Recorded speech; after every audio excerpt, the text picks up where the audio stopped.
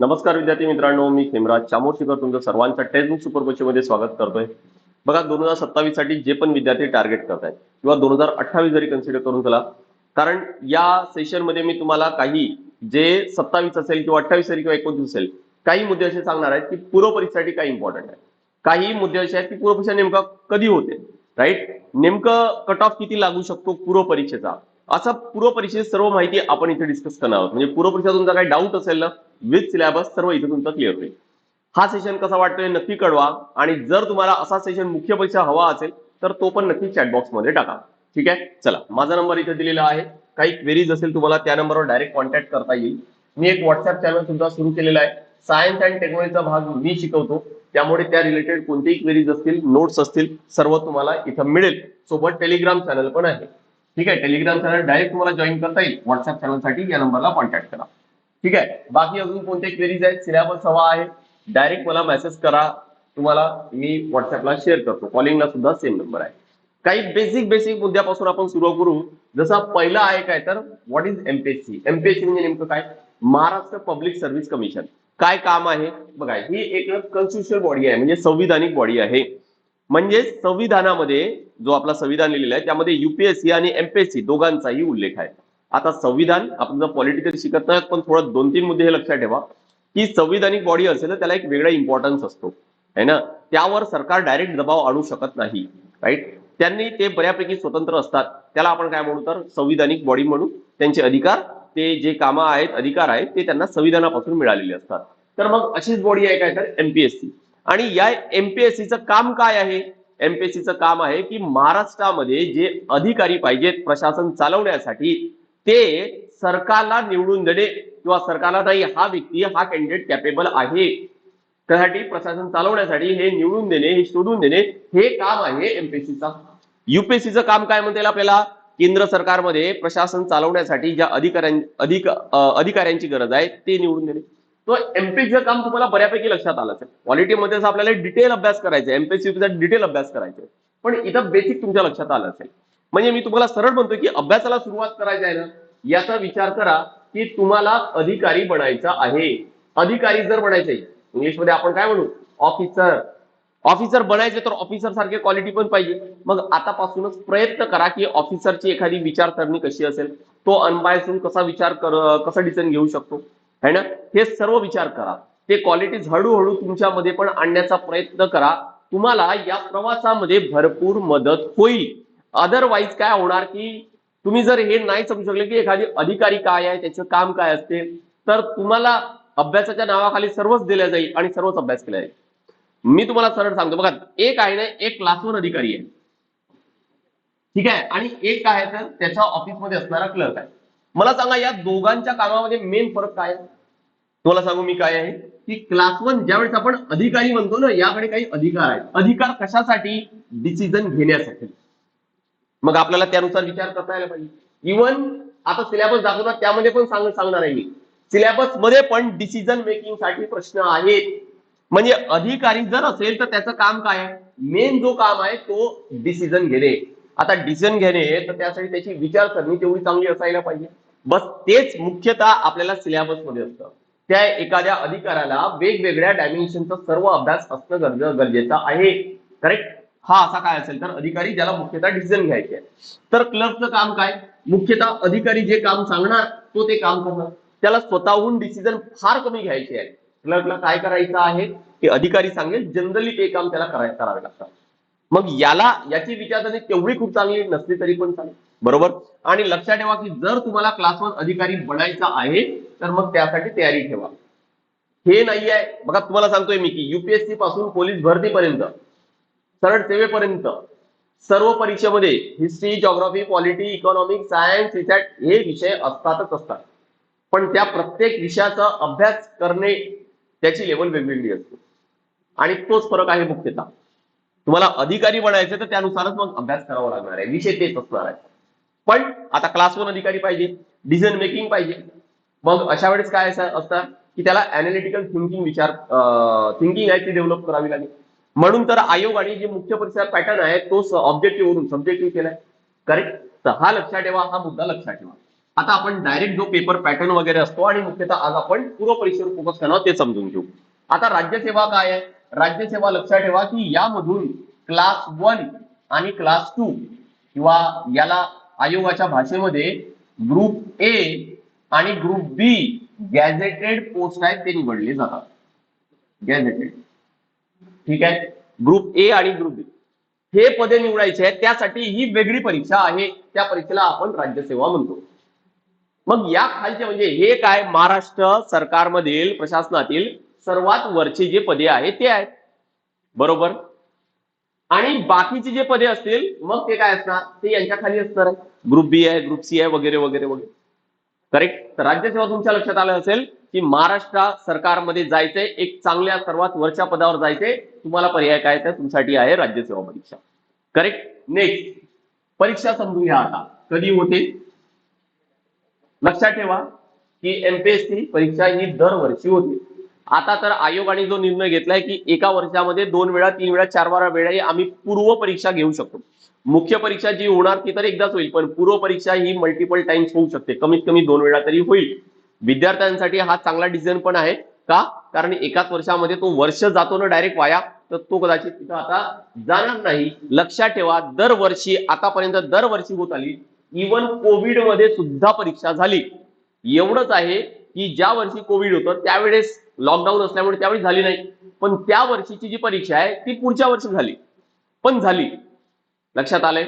म्हणजे दरवर्षी जागा निघतील, दरवर्षी जागा भरल्या जातील, फिक्स आहे.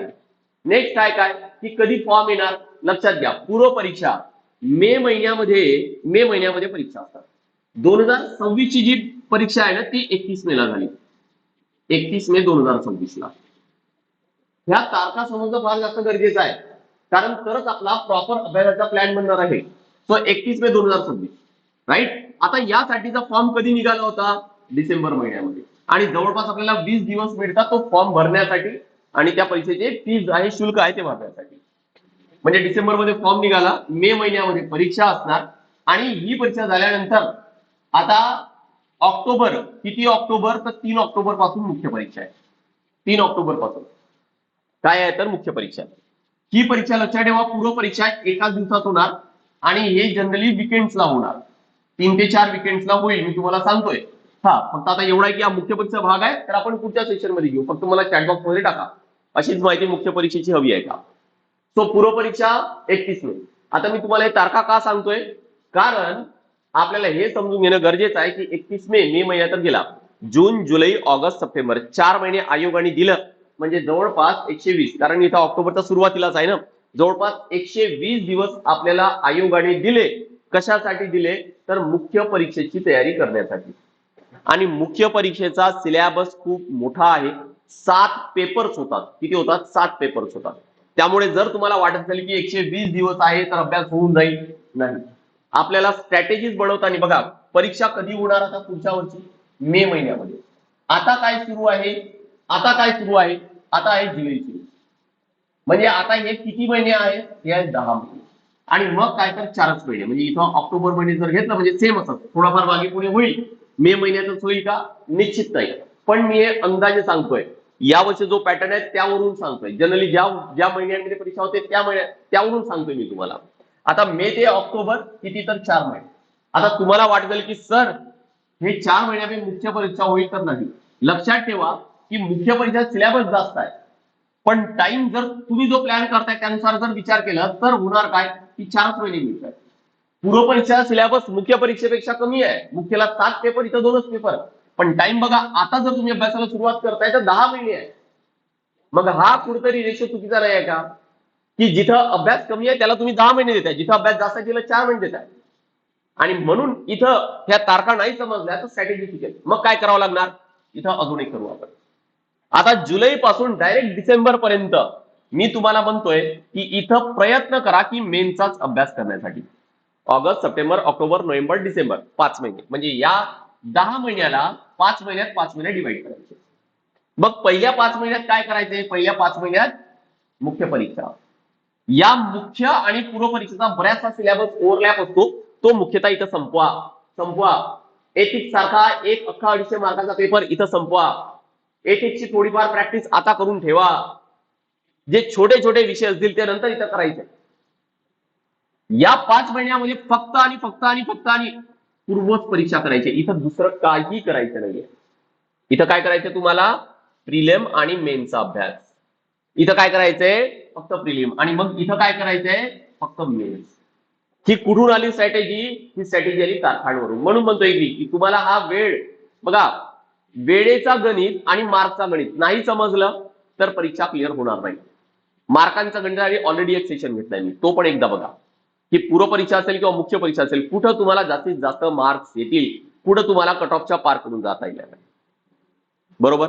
तर या पद्धतीने आपल्याला अभ्यास करायचा आहे. आता पूर्व परीक्षा झाली, जनरली मे महिना आपण कन्सिडर करू. मुख्य परीक्षा झाली, जनरली आपण ऑक्टोबर कन्सिडर करू. पूर्व परीक्षा लक्षात ठेवा की ही फक्त क्वालिफाईंग आहे. क्वालिफाईंग आहे म्हणजे काय? फायनल आपली लिस्ट लागेल, ज्याला होली पीडीएफ म्हणतात युपीएससीच्या भाषेमध्ये, की त्यामध्ये जे जे सिलेक्ट झाले त्यांचा रँक नुसार त्यांचे ते नाव लिहिलेले असतात, याला होली पीडीएफ म्हणतात. या पीडीएफ मध्ये नाव येण्यासाठी इथं मेन्स आणि इंटरव्ह्यूचे मार्क्स कन्सिडर केले जातात, प्रिलिमचे नाही. त्यामुळे प्रिलिम काय आहे? प्रिलिम आहे क्वालिफाईंग. या क्वालिफाईंग म्हणजे काय की प्रिलिमचा कट ऑफ जर पार केला तुम्ही तर मग तुम्हाला मेन्सला जाता येणार, अदरवाईज नाही. म्हणजे फक्त प्रिलिम कशासाठी आहे? ते फक्त आहे मेन्सला जाण्यासाठी. म्हणजे समजा की या वर्षी 2026 मध्ये जी प्रिलिम झाली 98 कट ऑफ लागला ओपनचा, 98 लागला, 200 पैकी 98. आता या 98 पैकी च्या वर जे असतील ते मेन्सला गेले. मग कोणाला 99 असेल तो पण गेला, कोणाला 100 असेल तो पण गेला, कोणाला 110 असेल तो पण गेला, कोणी 150 असेल तो पण गेला. मग किती मार्क्स मिळाले काही फरक नाही पडत, तुम्ही कट ऑफ पार केला ना विषय मोकळा. करेक्ट. नेक्स्ट प्रिलिम झाली, मेन्सला गेले. मेन्स मध्ये पण आता तसाच कट ऑफ लागेल, पण मार्क्स मोजले जाणार आहे फायनल लिस्टसाठी.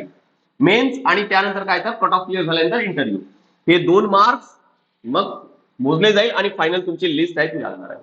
करेक्ट. इथं दिलेलं आहे की प्रिलिम क्वालिफाईंग आहे, फक्त मेन्स आणि इंटरव्ह्यूचे मार्क्स आहेत तेच कन्सिडर केले जातात फायनल लिस्टसाठी.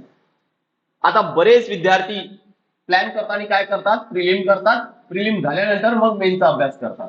1 ते 4 महिन्यात अभ्यास. तुम्हाला सरळ सांगतोय मी, तुम्ही तुमच्या कॉलेजमध्ये शाळेमध्ये नेहमी टॉपर आहात, युनिव्हर्सिटीमध्ये गोल्ड मेडलिस्ट आहात, तर ठीक आहे की 4 महिने मी म्हणणार की ठीक आहे. पण माझ्यासारखा कोणी असेल मी म्हणणार की मग तुम्हाला नाही पुरणार आहे. तुम्ही करणार काय? मग प्रिलिम देणार, प्रिलिमच्या नंतर मेन देणार, मग परत त्याच्या पुढच्या वर्षीची प्रिलिम, परत त्याच्या पुढच्या वर्षीचं मेन, परत त्या पुढच्या वर्षी प्रिलिम, हे असं सुरू राहील. मग इंटरव्ह्यूला जाणारच नाही जर प्लॅन नाही आहे तर.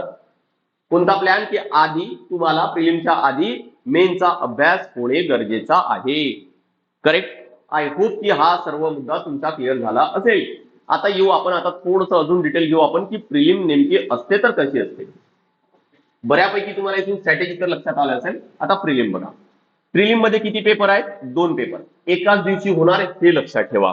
दोन्ही पेपर 200-200 मार्काचे.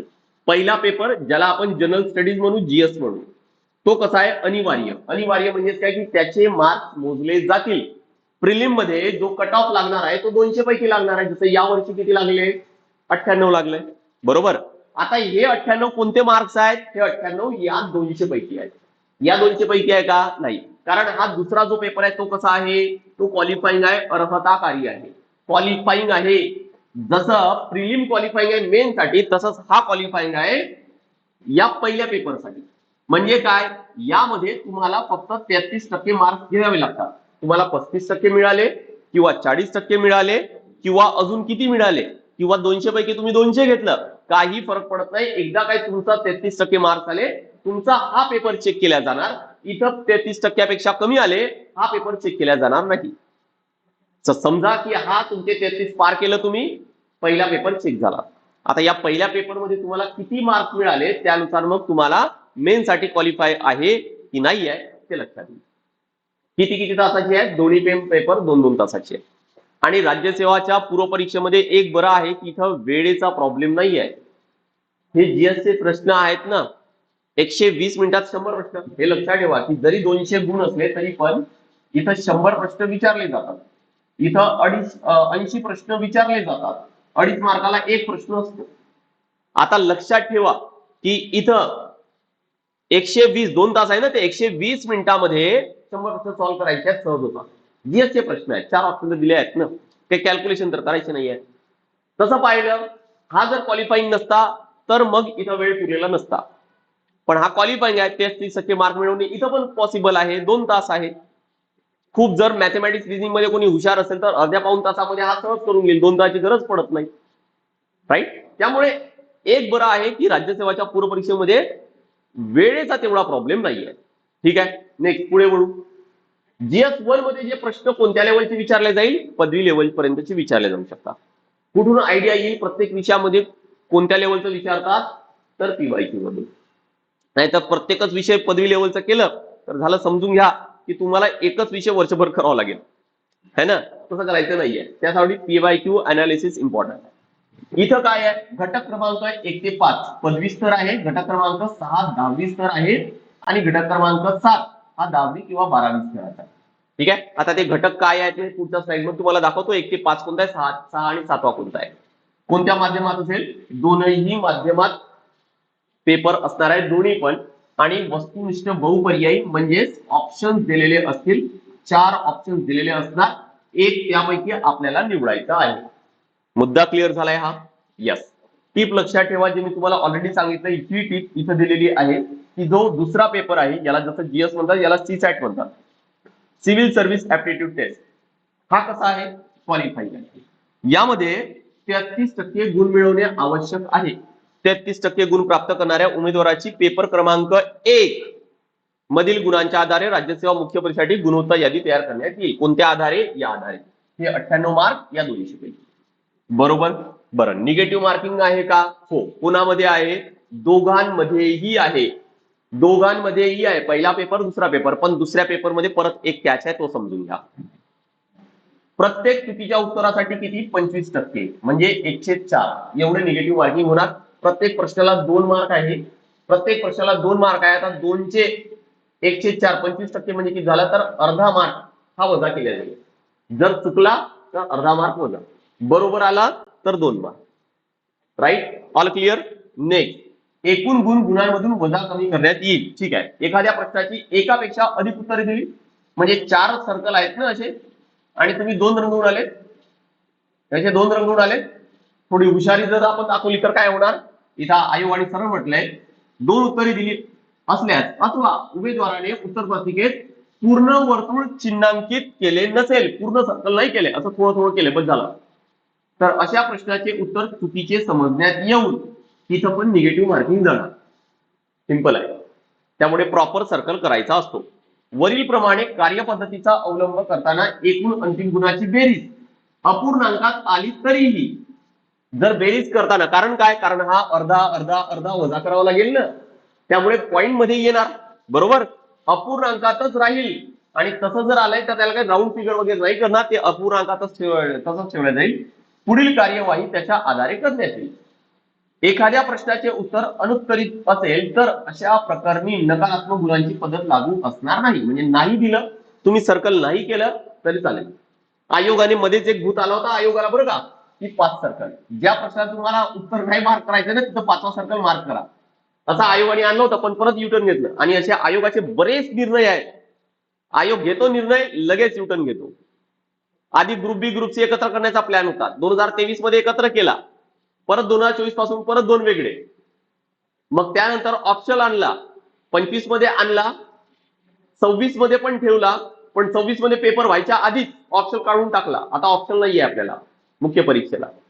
हा एक निर्णय बघा, 5 सर्कलचा, हा एकही पेपर झाला नाही या आधारे. अशा 5 सर्कलचा एकही पेपर झालेला नाही, आयोगाने युटर्न घेतला.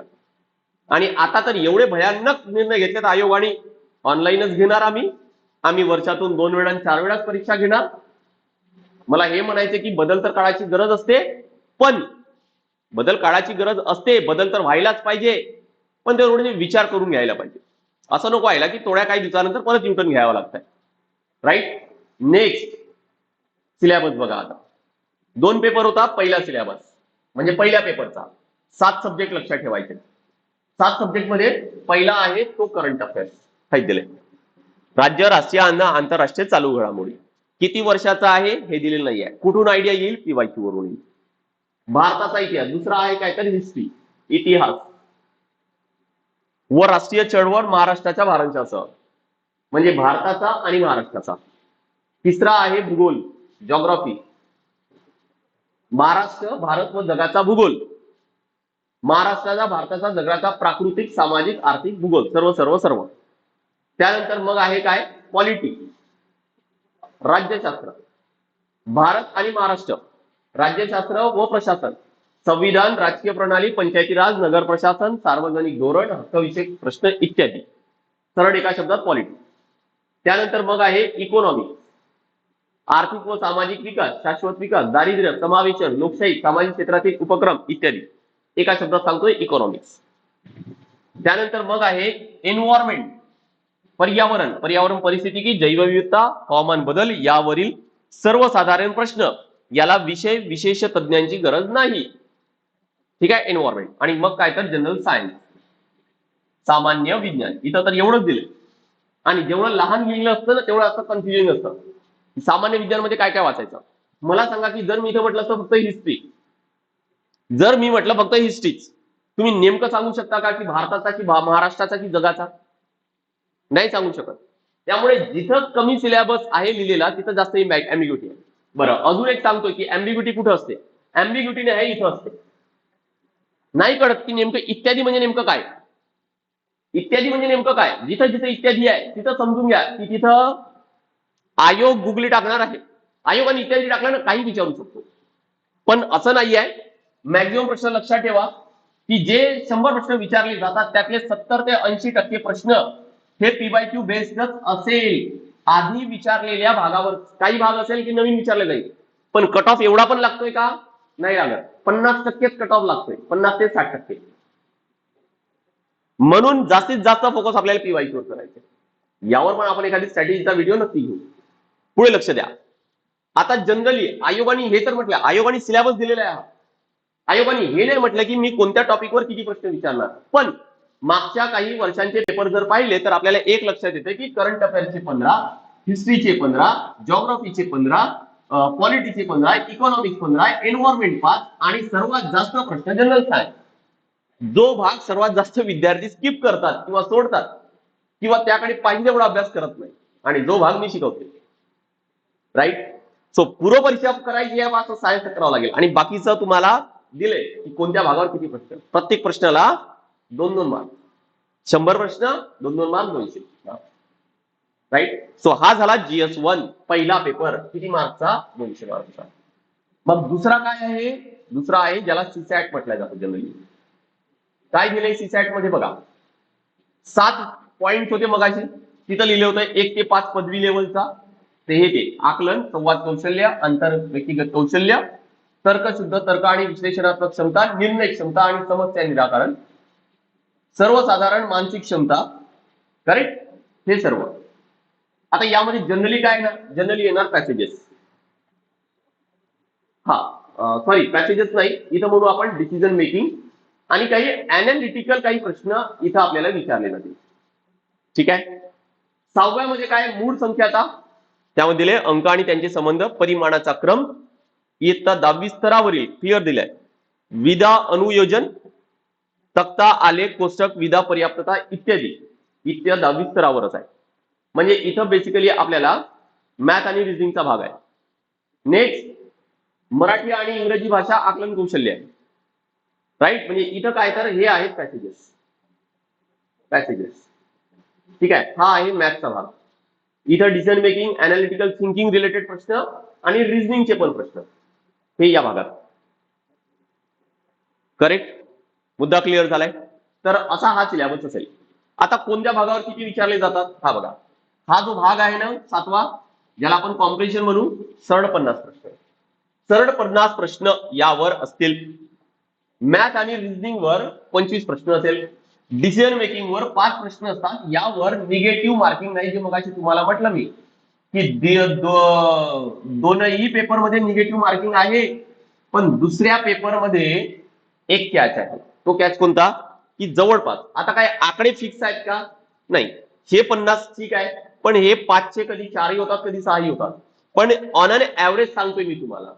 ठीक आहे. तर जे डिसिजन मेकिंगचे प्रश्न असतील पेपरमध्ये मेन्शन केला असतो की पुढच्या या 4-5 प्रश्नांसाठी निगेटिव्ह मार्किंग राहणार नाही म्हणून. ठीक आहे. तर डिसिजन मेकिंगचे लक्षात ठेवा की निगेटिव्ह मार्किंग राहणार नाही. मुद्दा क्लिअर झालाय.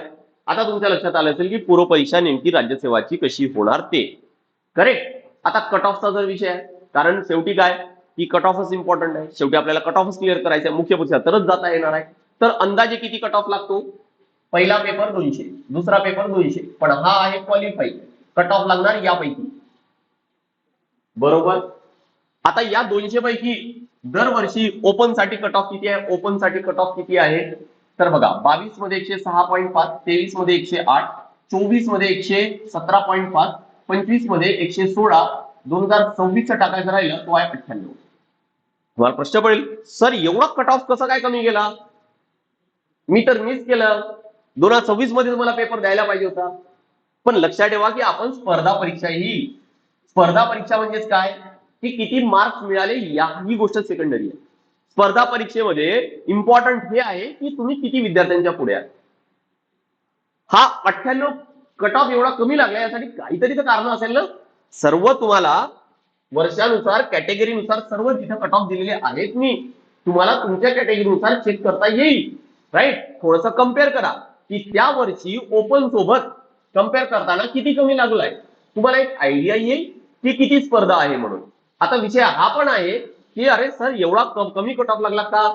कारण कट ऑफ लागण्यासाठी कोणकोणते फॅक्टर्स मॅटर करतात की त्या वर्षीचा पेपर लेवल कसा होता. 2026 चा पेपर कठीण होता.